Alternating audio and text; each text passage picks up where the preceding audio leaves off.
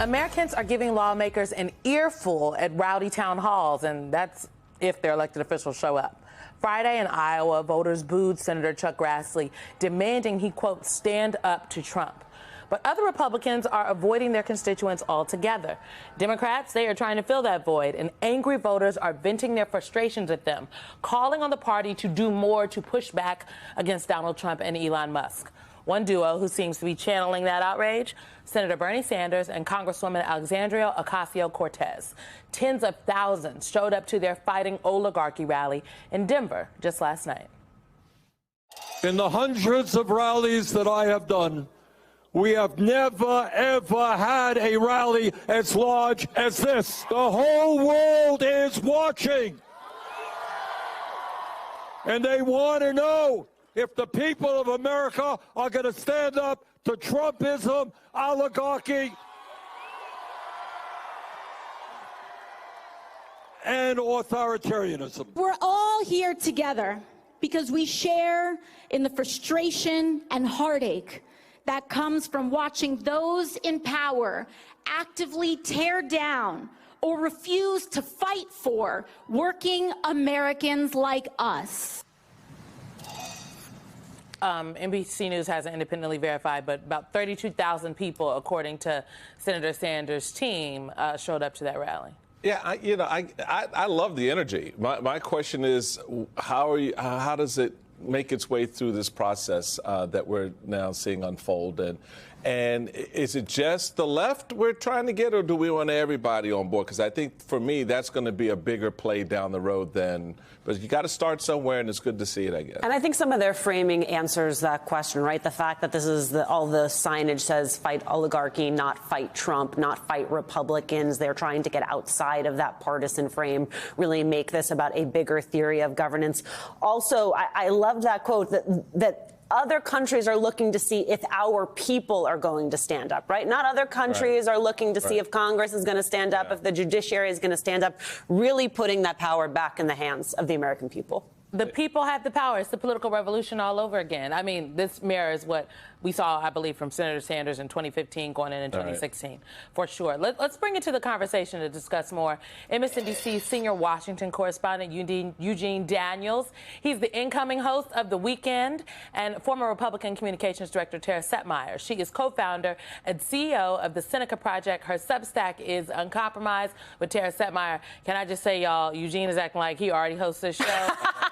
The crew was already being like, Eugene, if you need a minute, we can just slide you in after the top. And I'm like, he don't host this show yet. Put him on the set. They're getting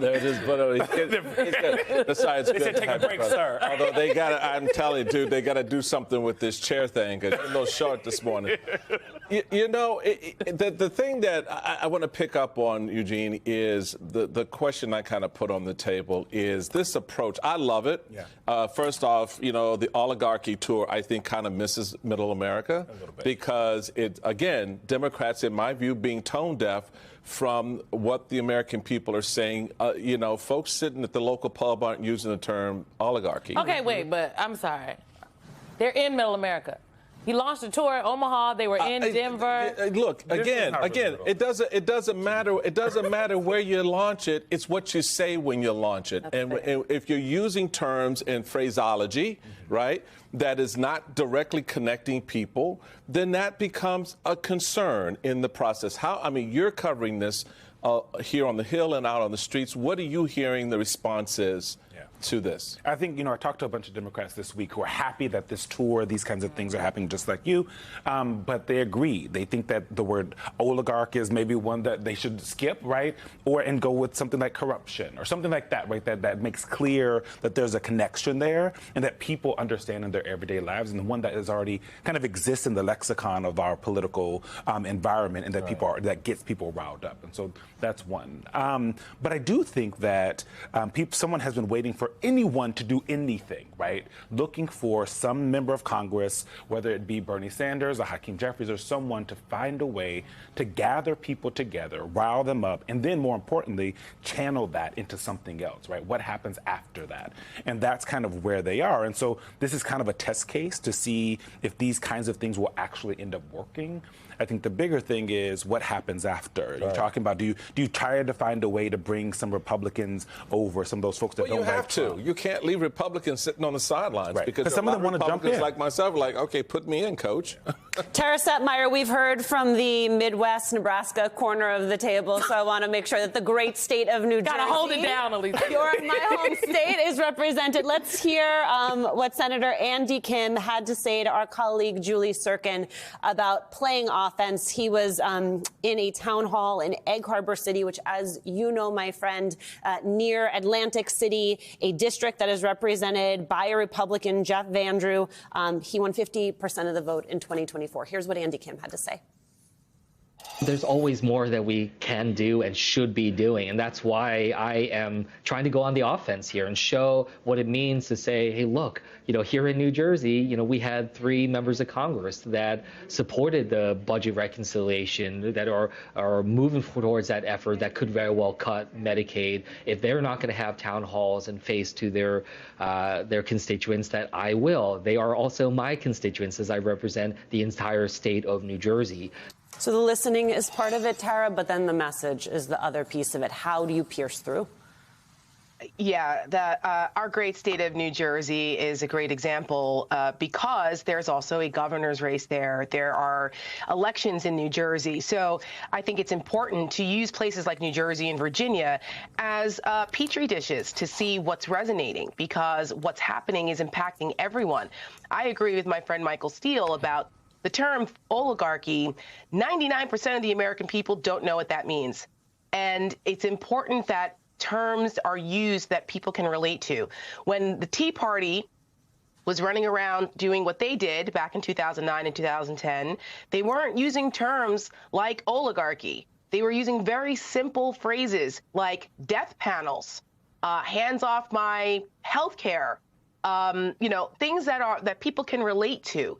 Now, a lot of the things that the Tea Party did, and also it was very well financed, by the way, so the accusations by Republicans claiming that this is some type of AstroTurf, fake grassroots outrage, is pretty rich, considering that it was the Tea Party was funded by the Koch brothers initially. This is real and transcends party lines. The cuts, what Elon Musk and Trump are doing, are ruining lives across the board. And I think it's a missed opportunity if they don't embrace that, make it a larger issue than just what Bernie Sanders is focusing in on, because we see what Bernie does. Now, people need leadership. They are desperate for it, which is why Bernie Sanders has emerged as that person, and AOC, who's very good at this and does actually speak plain language. So to see the two of them together kind of bridges that generation gap. But I do think that Democrats really need to seize on the opportunity that this is not a partisan issue at this point. The only part that's partisan is who's doing it to you. Republicans are doing this to you. Elon Musk and Donald Trump are doing this to you. And that you is all of us. It doesn't matter if you voted for Donald Trump. It doesn't matter if you're a MAGA. It doesn't matter if you're a veteran. It doesn't matter if you're a child. It doesn't matter if you're a teacher. And now it doesn't matter if you're a senior citizen who's paid into Social Security. Donald Trump and Elon Musk and Republicans are coming for all of it. And we are all collectively, we the people, suffering as a result of it. That needs to be the message. And that's how you build morale. Well, maybe I feel the need to defend Senator Sanders here. I always attack on him. I feel attacked.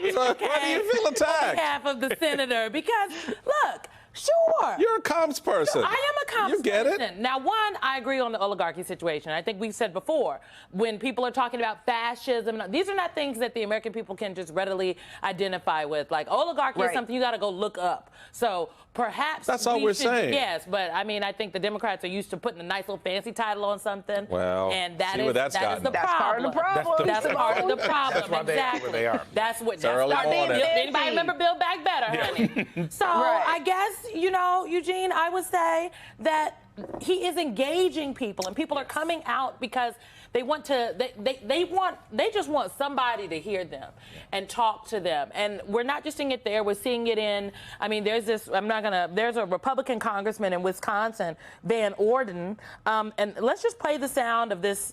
Not in-person town hall, and what the constituent had to say to his member of Congress. Let's talk about this town hall thing again. The reason we're doing this in this format is because George Soros is funding groups of people to go around the country and disrupt Republican town halls. I had never even heard of George Soros until a certain segment of the population started whining about him. I'm here of my own volition.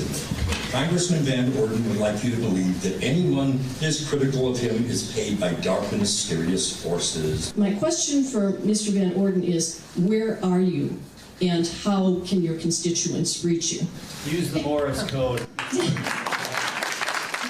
So Van Orden's constituents held their own town hall in Eau Claire, Wisconsin, earlier this week. He decided to hold a competing live forum to I guess, not talk to his constituents. And so people are fired up. Yeah. I think that they are looking for an outlet here, and whether they are Republican constituents of Van Orden's or now, I know a lot of people come to Senator Sanders rallies and just Democrats. I used to work over there. Okay, so there's a lot of crossover with some Republicans. The folks that are coming out, something is happening there. Crowds don't necessarily equal votes, though, which is to Michael's point, you have to channel. Because you have to channel it, right? And so you're right. Sanders and Ocasio-Cortez are starting from somewhere, right? And people have been waiting for Democrats to get out front on some of this, right? Not standing in front of USAID, and though that was important, not standing in front of the State Department or Justice Department and yelling there, talking to people in D.C. It's get out in the streets and do that. And that's what folks have been waiting for. And, these Republican town halls probably reminds all of us of 2016 in 2017 when they were promising to get rid of Obamacare, right? The Obamacare repeal. And they had the same thing, people coming to the town halls and being like, no, keep your hands off of my health care. I got used to it now, and now you want to take it away. And that's what I think you have Sanders and folks trying to channel, is that kind of anger. Yep. The problem now, though, is that Democrats also don't have an alternative. They're clearly the opposition. They're figuring out what that looks like. They have to be able to give people an alternative. So you rile everyone up, you channel it, and then you have to be able to say, okay, this is what we can offer you that Republicans can't. If you put us back in charge. That's the next step. Exactly. And that's what they have yet to do. And that's why it was so devastating for Chuck Schumer to capitulate and cave last week. Because just as Democrats were getting it together, Chuck Schumer comes in and cuts the knees off of that entire thing. So when you have your folks, the grassroots, going, yes, finally, we're fighting against something, then Chuck Schumer comes in and tells people, oh, no, trust me, this will work better. That's not what you do. And last time I checked, Elon Musk is the richest man in the world. George Soros, they're really still doing this? Yeah, it's so crazy. Elon Musk. Also, Elon Musk. George is the cause of all sins. We got to take a quick break, though, Tara. Go ahead. We got to take a quick break. Don't y'all go anywhere. We will discuss Chuck Schumer on the other side.